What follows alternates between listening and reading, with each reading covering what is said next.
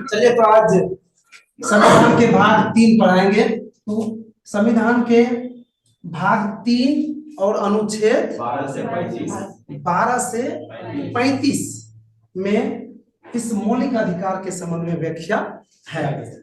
तो संविधान के जो अनुच्छेद 12 से 35 में जो इसका व्याख्या है, उसका व्याख्या करने से पहले हम आज पहले मौलिक अधिकार पर हम प्रकाश डालेंगे कि मौलिक अधिकार क्या है। तो मौलिक अधिकार व्यक्ति के उस अधिकार को कहा जाता है जो अधिकार व्यक्ति के जीवन के पूर्ण विकास के लिए अति आवश्यक है। उसके बिना व्यक्ति के जीवन का पूर्ण विकास संभव नहीं है। उसी अधिकार को क्या कहा जाता है? मौलिक अधिकार कहा जाता है। अर्थात जिस अधिकार से व्यक्ति के जीवन का पूर्ण विकास संभव होता है, उस अधिकार को मौलिक अधिकार के अंतर्गत रखा जाता है। जैसे पढ़ने का अधिकार, ये जो शिक्षा है, जब तक आप शिक्षित नहीं होइएगा, शिक्षा नहीं लीजिएगा, तो आपके जीवन का पूर्ण विकास क्या संभव है? नहीं संभव है। इसलिए शिक्षा को इसमें रखा गया है। बोलने का अधिकार, अभिव्यक्ति, अभी जो आपके अंदर कोई समस्या है, कुछ भी है, तो आप अगर बोलेंगे तब तो कोई जानेगा ना, तब उसका समाधान होगा ना। तो इस टाइप से ये जो जरूरत है लोगों के जीवन के विकास के लिए, उसको मौलिक अधिकार के अंतर्गत रखा गया है। और हमारे जो मूल संविधान है उसमें 7 मौलिक अधिकार की बात किया गया था। 7 मूल अधिकार की बात किया गया था और दिया भी गया था। मैं थोड़ा सा इसी में बता दूं कि अपने संविधान में था, भारतीय संविधान में जो मूल अधिकार जोड़ा गया है वो अमेरिका के संविधान से लिया गया है। ये भी याद रखना है, क्योंकि ये भी जानते हैं कि भारतीय संविधान एक ऐसा संविधान है जो दुनिया के जितने भी देश हैं, जहां भी अच्छा चीज था, उन संविधान से भारत लेके अपने संविधान में ऐड कर किया है। तो ये भी बहुत अच्छा चीज था, अमेरिका के संविधान में था, उससे भारत लेके अपने संविधान में लिखा है। और एक बात और बता दें आप लोगों को कि मौलिक अधिकार जो होता है, वह अधिकार संविधान के द्वारा ही नागरिक को दिया जाता है।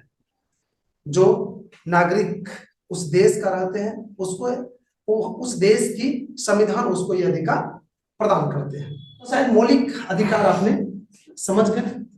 अब सवाल है कि मूल संविधान में जो 7 मौलिक अधिकार दिया गया था, तो क्या वो 7 है कि खत्म हो गया, क्या हुआ नहीं हुआ?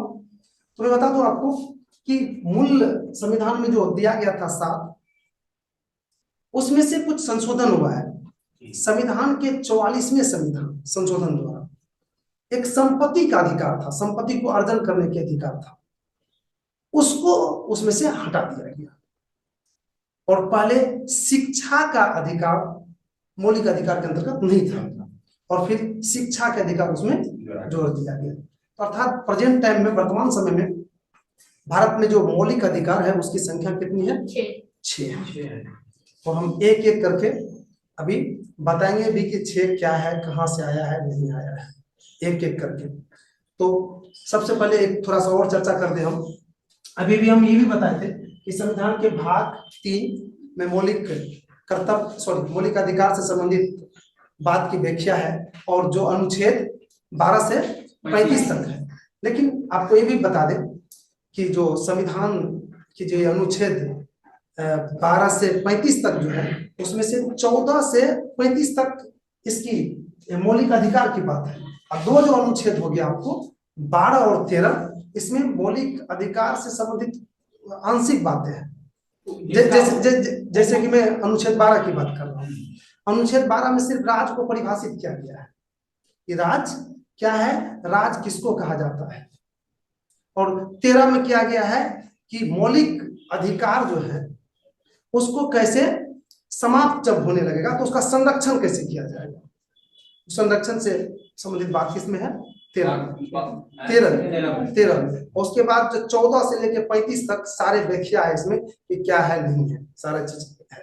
मैं एक एक करके बताएंगे इसमें आपको कि कौन चीज क्या है नहीं है, लेकिन उससे पहले इन अनुच्छेद इत्यादि को बताने से पहले हम जो वर्तमान में जो छह जो भारतीय संविधान के द्वारा भारत के नागरिकों को मौलिक अधिकार दिया गया है, उन अधिकार पर पहले हम चर्चा कर लेते हैं, फिर हम आगे बढ़ेंगे, इसके अनुच्छेद पर बात करेंगे। पहला नंबर में है, सभी जानते होंगे, समानता का अधिकार। क्या है? समानता का अधिकार। और थोड़ा सा इसका हम बता दें कि समानता के अधिकार की जो चर्चा है वो कितना से कितना अनुच्छेद में, 14 से लेकर 18 तक में। कितना में? 14 से 18 तक। 14 से 18 क्या?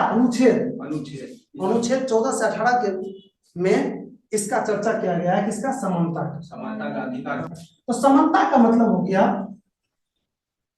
कि यहाँ पर भारत के जितने भी नागरिक हैं वे कानून के सामने एक समान है, अर्थात कानून के सामने उसको जाति के आधार पर, लिंग के आधार पर, भाषा के आधार पर, क्षेत्र के आधार पर, उम्र के आधार पर, एजुकेशन के आधार, किसी के आधार पर उसके साथ भेदभाव नहीं किया जा सकता है। सब क्या है? एक है। चाहे मूर्ख भी है, अपराध भी है, कुछ है, तो उसको क्या है? एक माना गया है। अर्थात जो हाँ एक चीज है, आप ये कहिएगा कि सर जैसे टीचर बनना है, क्या क्यों सर मूर्ख को क्यों टीचर बनने देता है? तो टीचर बनने के जो क्राइटेरिया है ना, उस क्राइटेरिया का जो फॉलो करेगा वो टीचर बनेगा। वो चाहे जिस जाति का हो, जिस धर्म का हो, जिस क्षेत्र का हो, जिस लिंग का हो, तो बनेगा वो। तो क्राइटेरिया एक अलग चीज होगी, उस पर उससे इसको मत जोड़िएगा। तो समानता मतलब समझ में आ गया कि समानता मतलब सभी को एक समान है, जाति, धर्म, वंश इत्यादि के आधार पर कोई किसी का भेदभाव कहीं पर नहीं हो सकता। ये आपके अधिकार है। दूसरा हो गया मेरे भाई, दूसरा हो गया स्वतंत्रता का अधिकार। स्वतंत्रता का अधिकार ये नाम है, ये अनुच्छेद 1922 तक, 19 से 22 तक है। मैं थोड़ा स्वतंत्रता की बात कर देता हूँ। उनके अनुसार आप हर काम करने के लिए स्वतंत्र है, कानून के अनुसार आप हर काम करने के लिए स्वतंत्र है, उस पर कोई रिस्ट्रिक्शन नहीं होगा। उसका चर्चा कितना हो जाएगा? 19 से 22। कानून के अनुसार हर काम करने के लिए आप स्वतंत्र है। तीसरा है मेरे भाई शोषण के विरुद्ध अधिकार। शोषण के विरुद्ध अधिकार, ये है मेरे भाई अनुच्छेद 22 से 23 से 24, 23 से 24। शोषण समझते हैं सर? शोषण का तात्पर्य होता है कि किसी व्यक्ति को डरा धमका कर उसको उसके अधिकार को छीनना, ये क्या कहलाते हैं? शोषण करना। जैसे कि मान लीजिए किसी मजदूर का 500 रुपया मजदूरी है, लेकिन आप बदमाश है तो आप उसको 2 एक्स्ट्रा में काम करवाते हैं, इसका मतलब क्या कर रहे हैं आप? उसका शोषण करते हैं। शोषण का सीधा मतलब हो गया डरा धमका कर या किसी भी तरह से उसके अधिकार को अगर आप हनन कर रहे हैं, उसके अधिकार को अगर आप छीन रहे हैं, उसके अधिकार नहीं दे रहे हैं, आप उचित अधिकार नहीं दे रहे, तो क्या कर रहे हैं आप? शोषण कर रहे हैं। तो कह रहा है कि ऐसे अगर हो रहा है तो उसके विरुद्ध भी आप अधिकार, उसके विरुद्ध आवाज उठाने का या कुछ भी करने का आपको अधिकार है, जो अनुच्छेद 23 से 24 में दिया गया है। और फिर चौथा में आता है मेरे भाई धर्म की स्वतंत्रता का अधिकार। किसमें? धर्म की स्वतंत्रता का अधिकार 25 से 28। ये धर्म की स्वतंत्रता का मतलब क्या हो गया? राइट। धर्म की स्वतंत्रता का मतलब हुआ कि धर्म के क्षेत्र में भारत के लोग स्वतंत्र हैं, वो जिस धर्म को मान सकते हैं माने, उस पर कोई रिस्ट्रिक्शन, कोई बैंडेड नहीं है। हिंदू है मुस्लिम बन जाइए, मुस्लिम है हिंदू बन जाइए, आपको जैसे पूजा पाठ करना है, जो भी करना है आप ना, इस पर कोई रिस्ट्रिक्शन नहीं है, पूरा स्वतंत्र है। जो अनुच्छेद 25 से 28 के बीच चर्चा है। उसके बाद है 5वां में है यही संस्कृति और शिक्षा का अधिकार। शिक्षा का अधिकार जो अनुच्छेद 29 और 30 में है।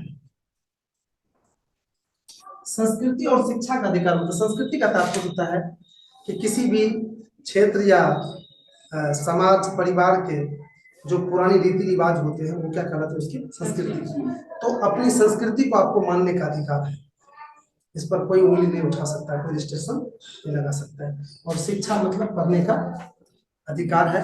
लेकिन 1978 में संविधान में संशोधन करके शिक्षा का अधिकार दिया गया और उसमें तय किया गया कि भारत के लोग जो है 6 वर्ष से लेकर 14 वर्ष तक के सभी बच्चे को पढ़ने का अधिकार है।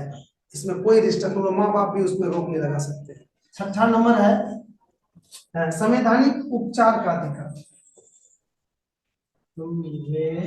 संवैधानिक उपचार का क्या मतलब होता है वो सुनिए सर। खाली वक्त से है संवैधानिक उपचार का क्या मतलब है? हाँ, उधर तो और कुछ और है, सिर्फ एक बोल है।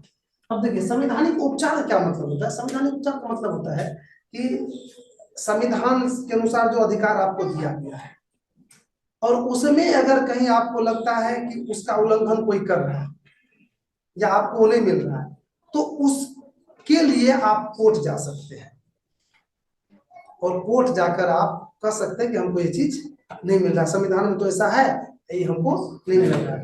वही हो गया संवैधानिक उपचार। उपचार आपका कितने वर्तमान में जो भारतीय नागरिक को दिया गया है 6 मौलिक अधिकार, वो 6 मौलिक अधिकार का वर्णन था। और हम आज तो नहीं आगे बढ़ पाएंगे, लेकिन अगले क्लास में हम ये जो संविधान के भाग 3 के जो 12 से 35 तक जो अनुच्छेद है वो प्रयास करेंगे। पिछले क्लास में अगर तेजी से पढ़िएगा, टाइम से आप लोग आइएगा, हम उसको समाप्त करेंगे।